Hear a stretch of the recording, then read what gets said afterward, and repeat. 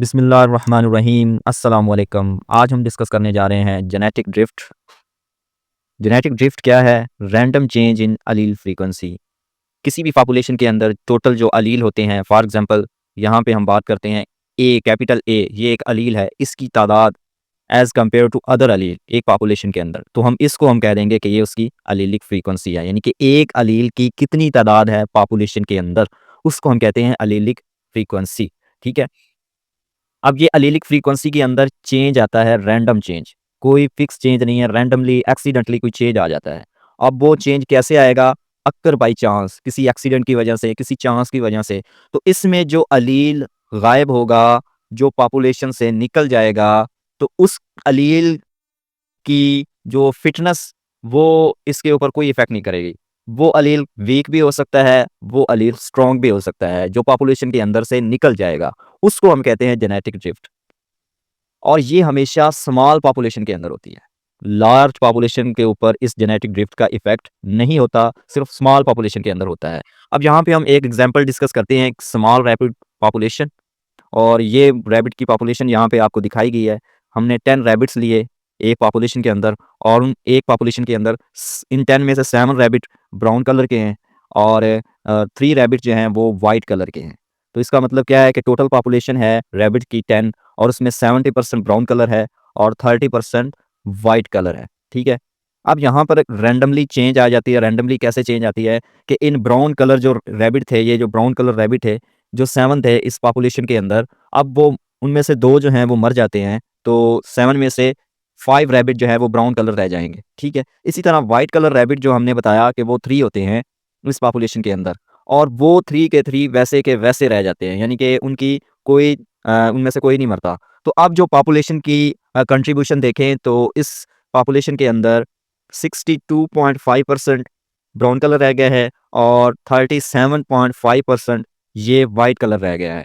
तो इसका मतलब क्या है कि जब रैंडम चेंज आती है, तो जिस अ, कलर के मेंबर ख़त्म होते हैं, तो उनकी तादाद नेक्स्ट पॉपुलेशन के अंदर कम हो जाती है। अब यहाँ पे 7 रैबिट थे, तो इसका 70% कंट्रीब्यूशन था टोटल पॉपुलेशन में। अब यहाँ पर 5 रैबिट हैं, तो इसका कंट्रीब्यूशन 62.5% है। ठीक है।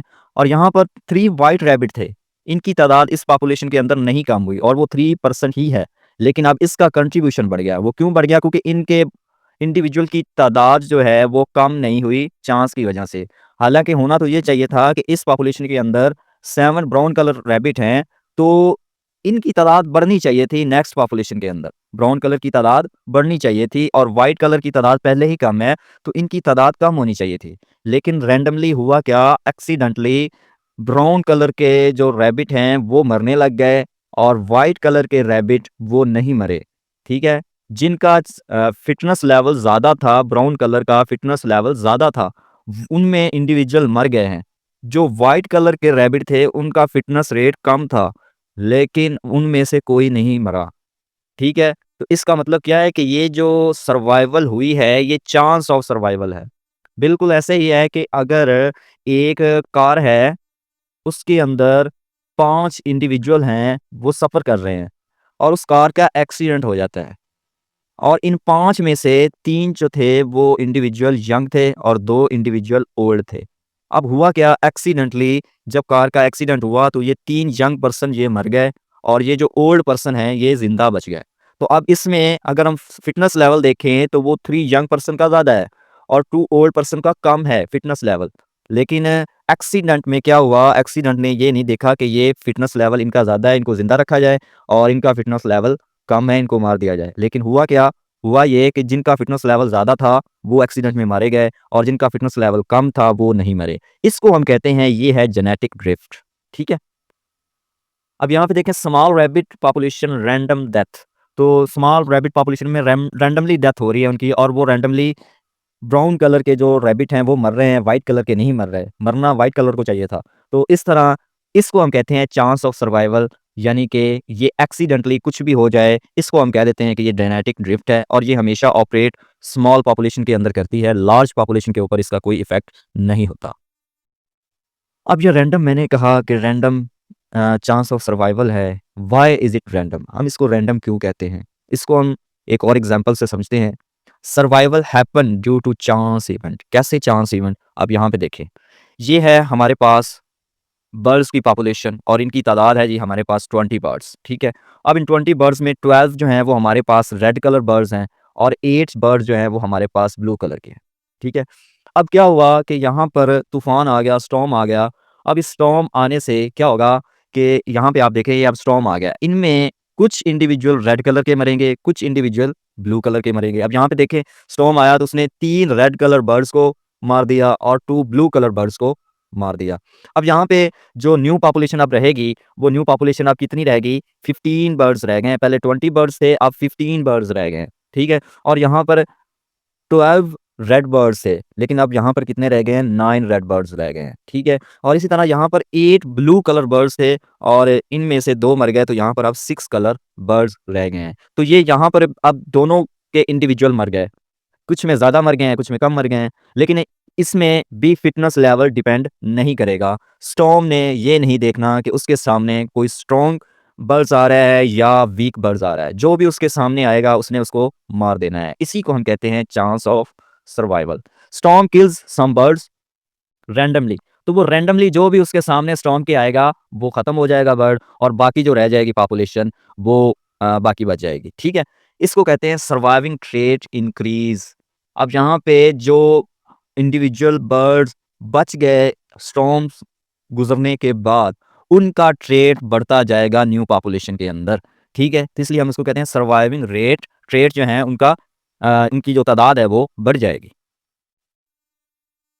की फीचर ऑफ जेनेटिक ड्रिफ्ट देखें, मोर इफेक्ट इन स्मॉल ग्रुप। अब यहाँ देखें स्मॉल ग्रुप में क्यों ज़्यादा इफेक्ट होता है, लार्ज ग्रुप में क्यों नहीं इसका इफेक्ट होता, वो भी हम देखते हैं।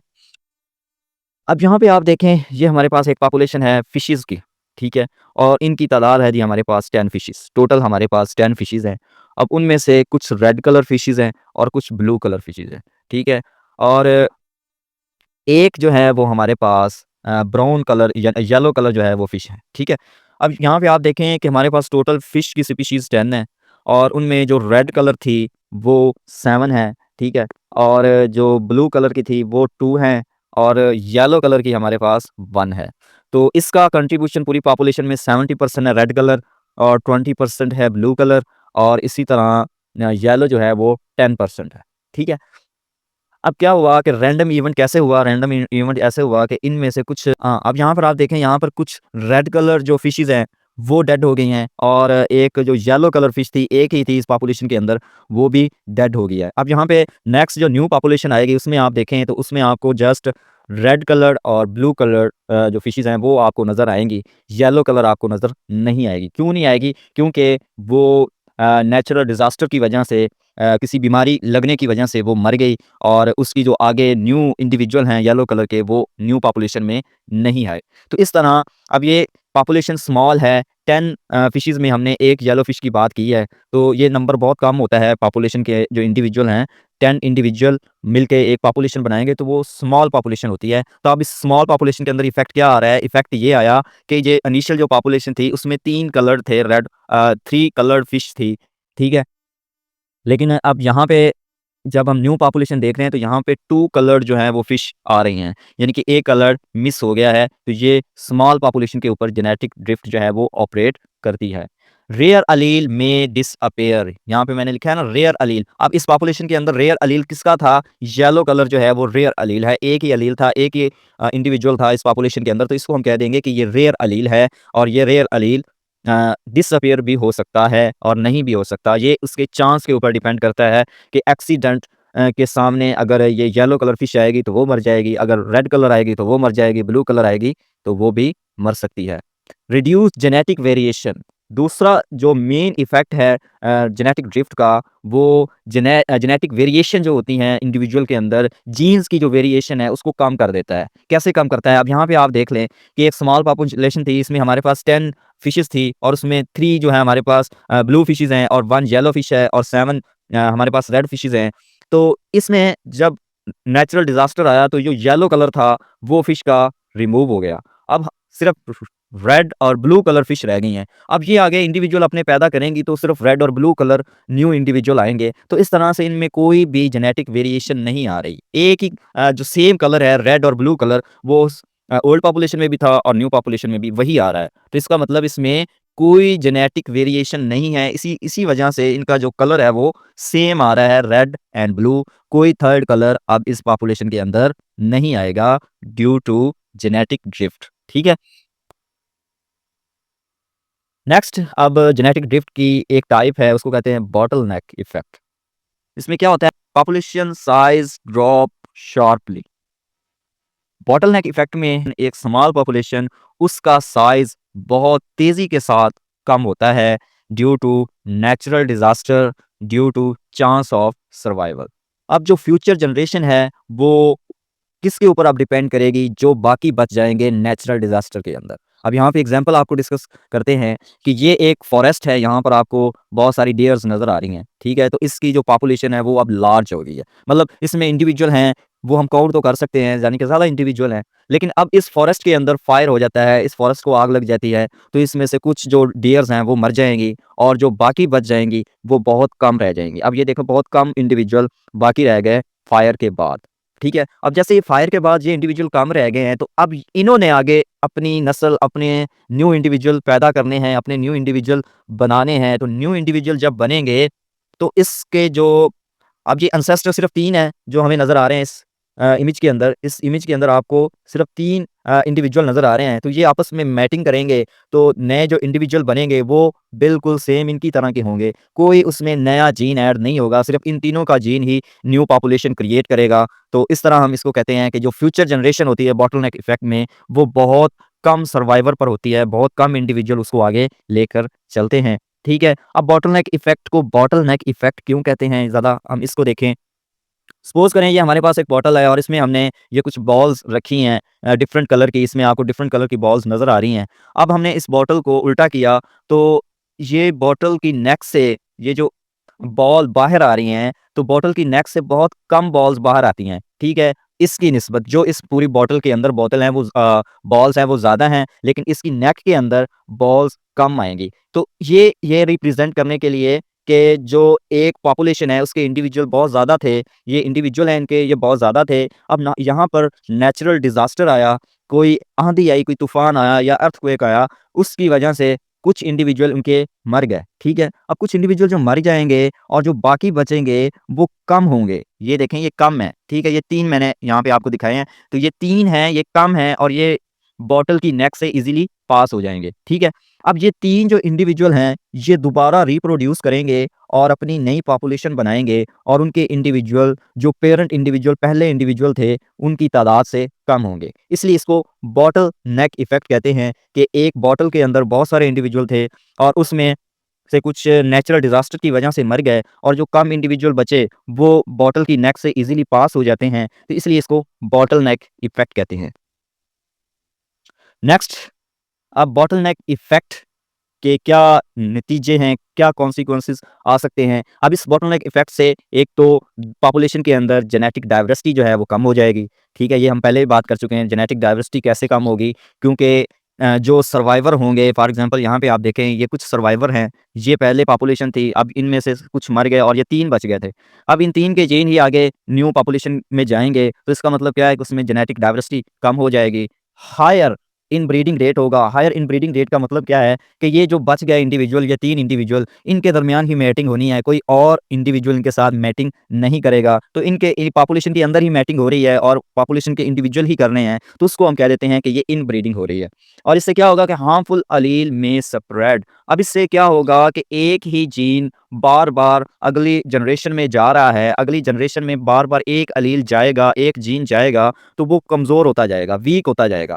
तो वीक जो अलील है उसको हम हार्मफुल अलील कहेंगे, क्योंकि ये हार्मफुल अलील कोई ना कोई बीमारी काज कर देंगे उस पॉपुलेशन के इंडिविजुअल में, तो इस तरह उनकी पॉपुलेशन फिर कम हो सकती है। ठीक है, यहाँ पे एग्जांपल है कि cheetah show low variation due to ancient bottleneck effect, कि यहाँ पे चीता की तादाद ज़्यादा आप देखें तो इसकी तादाद ज़्यादा है, लेकिन यहाँ पर नेचुरल डिजास्टर हुआ तो बस ये इंडिविजुअल जो हैं वो बाकी रह गए इस पॉपुलेशन के अंदर। तो इन्होंने आपस में इंटरब्रीड किया, इनब्रीडिंग हुई और नए जो इंडिविजुअल बनेंगे अब उनकी तादाद फिर दोबारा रिस्टोर होने लग जाएगी। तो इस तरह इनके दरमियान जेनेटिक डाइवर्सिटी भी कम हो जाएगी, इनब्रीडिंग रेट जो है वो हाई हो जाएगा और हार्मफुल अलील जो हैं वो इस पॉपुलेशन के अंदर ज़्यादा स्प्रेड होने लग जाएंगे। नेक्स्ट जो टाइप है जेनेटिक ड्रिफ्ट की, उसको बॉटलनेक इफेक्ट कहते हैं। इसमें क्या होता है कि few individual start new population, के इसमें आप यहाँ पे सपोज करें कि ये एक पेरेंट पॉपुलेशन है, इसके कुछ इंडिविजुअल वो इस एरिया को छोड़कर किसी भी ज़रिए से दूसरे एरिया में आ जाएँ, ठीक है? अब यहाँ पे देखें, आपको यहाँ पर जो बर्ड्स नज़र आ रहे हैं, ये इनकी वैरायटी है, इसमें कलर वैरायटी आपको नज़र आ रही है, येलो कलर भी है, ब्लू कलर भी है और रेड कलर भी है। लेकिन क्या हुआ कि इसमें इस पॉपुलेशन से सिर्फ़ 3 जो रेड कलर बर्ड हैं, ये वाले 3 रेड कलर बर्ड, ये अब हमने बोट के ऊपर बिठाए हैं और किसी और आइलैंड की तरफ इसको भेज रहे हैं, ठीक है? ये वैसे आपको समझाने के लिए बोट के ऊपर बिठाए हैं, वरना ये तो खुद फ्लाई करके जाएँगे। अच्छा, अब ये 3 जो बर्ड्स हैं, ये अपनी पेरेंट पॉपुलेशन को छोड़कर एक न्यू एरिया, एक न्यू ट्री की तरफ आ रहे हैं। वहाँ पर इनके दरमियान अब इनब्रीडिंग होगी, तो नए इंडिविजुअल जो पैदा होंगे वो सारे के सारे रेड कलर्ड होंगे, ठीक है? अब यहाँ पर वैरायटी थी कलर की, लेकिन यहाँ जो पॉपुलेशन बनेगी वो सिर्फ रेड कलर बनेगी। क्यों बनेगी? क्योंकि जो इंडिविजुअल आए थे उनमें जो जीन है वो रेड कलर जीन है, ठीक है? इसको हम कह देते हैं ये फाउंडर इफेक्ट है। फाउंडर इफेक्ट क्या है कि few individual start new population, बहुत कम इंडिविजुअल एक एरिया को छोड़कर दूसरे एरिया में जाएँगे और वहाँ न्यू पॉपुलेशन बनाएँगे। देयर अलील बिकम कॉमन, तो उनके अलील जो हैं वो कॉमन हो जाएँगे इस पॉपुलेशन के अंदर। रेड कलर अलील इस पॉपुलेशन के अंदर कॉमन है, तो इसलिए इनकी तादाद, रेड कलर जो बर्ड्स हैं उनकी तादाद ज़्यादा हो गई है। एग्जाम्पल अगर हम देखें, small bird group colonise new island, तो ये स्मॉल बर्ड्स का ग्रुप था, ये इसने इन एरिया को छोड़कर एक न्यू आइलैंड में चले गए, वहाँ पर अपनी तादाद बढ़ाई और वहाँ पर जो अलील, अपने अलील की तादाद ये बढ़ा रहे हैं, कोई इसमें न्यू अलील, न्यू जीन ऐड नहीं हो रहा। नेक्स्ट, अब फाउंडर इफेक्ट के कॉन्सिक्वेंसेस क्या हैं?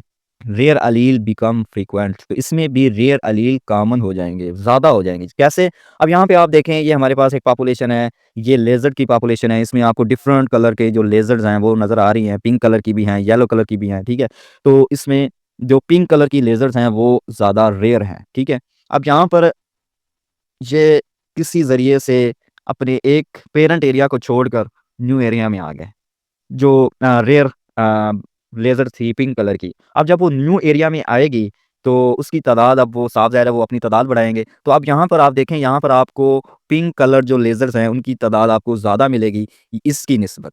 तो यहाँ पर रेयर था अलील, जब उसने अपना एरिया छोड़कर न्यू एरिया में आ गए, तो यहाँ पर अब जो अलील की तादाद होगी वो ज़्यादा होगी, जो रेयर अलील होंगे। यूनिक ट्रेट में अपीयर, तो इसमें यूनिक ट्रेट जो है वो न्यू पॉपुलेशन के अंदर आ सकते हैं। यहाँ पर हमने एग्जांपल डिस्कस की कि 3 से 4 laser founding area unique colouration become common, तो 3 से 4 जो लेज़र्स हैं वो इस एरिया से को छोड़कर दूसरे एरिया में जाएंगी, जो उनके अंदर यूनिक कलर होगा वो इस पॉपुलेशन का हिस्सा बन जाएगा। तो ये फाउंडर इफेक्ट के कॉन्सिक्वेंसेज हैं। अब यहाँ पे हम जेनेटिक ड्रिफ्ट और नेचुरल सिलेक्शन को इनका कंपैरिजन करते हैं। जो जेनेटिक ड्रिफ्ट जो है ये रैंडम होती है, इसमें फ़िटनेस वगैरह नहीं चेक की जाती। ये नेचुरल डिज़ास्टर की वजह से होती है और नेचुरल डिज़ास्टर कभी भी किसी इंडिविजुअल की फ़िटनेस, उसकी बीमारी को नहीं देखेगा। जो फ़िट इंडिविजुअल है वो भी मर सकता है, जो बीमार है वो भी मर सकता है। तो इसमें फ़िटनेस को नहीं देखा जाता जेनेटिक ड्रिफ्ट के अंदर। लेकिन नेचुरल सिलेक्शन में नॉन रैंडम होता है। नॉन रैंडम का मतलब है कि इसमें एक स्पेसिफिक करैक्टर को पिक किया जाता है और वही करैक्टर आगे सर्वाइव करेगा, और जो इस करैक्टर से हटकर जो इंडिविजुअल होंगे वो सर्वाइव नहीं कर सकते। तो इसी को हम कह रहे हैं कि ये फिटनेस के ऊपर डिपेंड करता है, किसी एक करैक्टर के ऊपर ये डिपेंड करेगा सिलेक्शन, और वही इंडिविजुअल फिर आगे सर्वाइव करेंगे। जेनेटिक ड्रिफ्ट को एक दफ़ा फिर हम इसका इफ़ेक्ट दे लेते हैं। पहला इफ़ेक्ट है कि वेरिएशन जो है वो ख़त्म हो जाएगी जेनेटिक ड्रिफ्ट की वजह से। दूसरा इफ़ेक्ट है कि इसमें एक अलील फिक्स हो जाएगा, यानी कि एक ही जीन पॉपुलेशन के अंदर बार-बार सर्वाइव जो प्रिवेल करता जाएगा, एक ही अलील बार-बार पॉपुलेशन के न्यू जनरेशन में आता जाएगा। इंक्रीज़ जेनेटिक डिसऑर्डर, तो इससे जेनेटिक डिसऑर्डर भी बढ़ते हैं। कोई एक जीन बार-बार जब नेक्स्ट जनरेशन में जाएगा तो वो वीक होता जाएगा, तो कोई ना कोई जेनेटिक डिसऑर्डर बन जाएगी उसकी वजह से। इसी तरह रिड्यूस अडैप्टेबिलिटी, और इससे अडैप्टेशन भी कम हो गया। अडैप्टेशन क्यों कम होगी? क्योंकि एक ही जीन बार-बार जा रहा है इंडिविजुअल्स के अंदर, तो वो वीक हो जाएगा, वो एनवायरनमेंट के मुताबिक अपने आप को अडैप्ट ही नहीं करेगा, ठीक है? जब वो अडैप्ट नहीं करेगा तो ऑर्गेनिज़्म सर्वाइव नहीं करेगा। तो ये था आज का हमारा topic, genetic drift and its types. उम्मीद है आपको इसकी समझ आई होगी। अगर आपको ये लेक्चर अच्छा लगे तो आपने हमारी वीडियो को लाइक करना है, हमारे चैनल को सब्सक्राइब करना है और इस वीडियो को अपने दोस्तों के साथ ज़रूर शेयर करना है। Thank you.